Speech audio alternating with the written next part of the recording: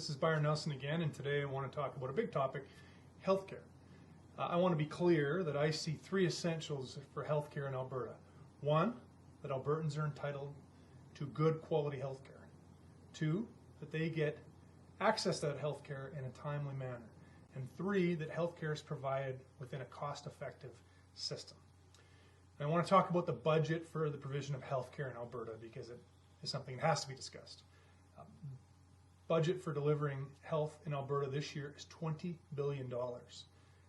That's the highest per capita of any province in Canada, and it's about 33% higher than the national average. And we actually deliver about moderately compared to other provinces, so we're not getting a very good bang for our buck for all what we spend in healthcare. It's important to note that between the years 2000 and 2010, healthcare spending doubled in this province, increasing at about a rate of 10% per year in that era. Since that time, increases have reduced to about 4% per year, but still with the amount that we're spending, it's 40% of the entire provincial budget. 40% of every dollar spent by the Alberta government is spent on healthcare. And I think we have to understand that that is an unsustainable growth rate and an unsustainable spending amount. We're not going to have the quality healthcare that we do have unless we get our budget in order. And I don't think anyone wants to see our healthcare services and provision of services diminish in Alberta, so we've got to address budgetary concerns.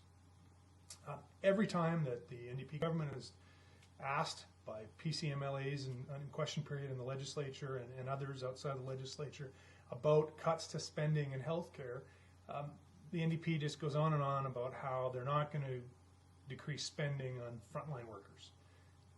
I agree.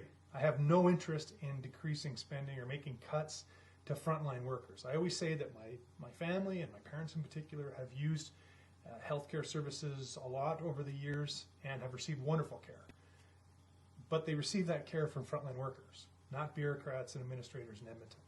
So I think, first of all, when we talk about spending, we either talk about cuts or stopping increases or reducing increases in the Alberta Health Provision budget, but we're not talking about cuts to frontline workers. That's not something that interests me. But we can cut bureaucrats and administrators, particularly bureaucrats and administrators in Edmonton. That's a way we can actually make a lot of savings in the budget on providing healthcare services in Alberta. Past governments have made a number of attempts. To me, they seem like the easier attempts to fix healthcare in Alberta, and what they did was change the way the system was run, going super board or regional board. And even in 2008, an interesting example is that the Department of Health in the government created a secondary system for the delivery of healthcare services, Alberta Health Services. That was in 2008, but when it was created, there was a lot of duplication between the two bodies, and that duplication wasn't eliminated in 2008. It still sits there. It wasn't eliminated any time since 2008, so as I just said, it sits there today. This duplication. That duplication is a significant portion of the overall health budget in Alberta. It could be eliminated anytime and either cause to reduce the overall health spending in Alberta or directed towards frontline workers, something I care very much about, or equally as importantly, increasing the provision of health care to rural Albertans, including getting more doctors out to rural Alberta. Those are things that we can do. But in order to save our healthcare system, we have to make hard choices. We have to do hard things. We can do it, and we will do it under a PC government.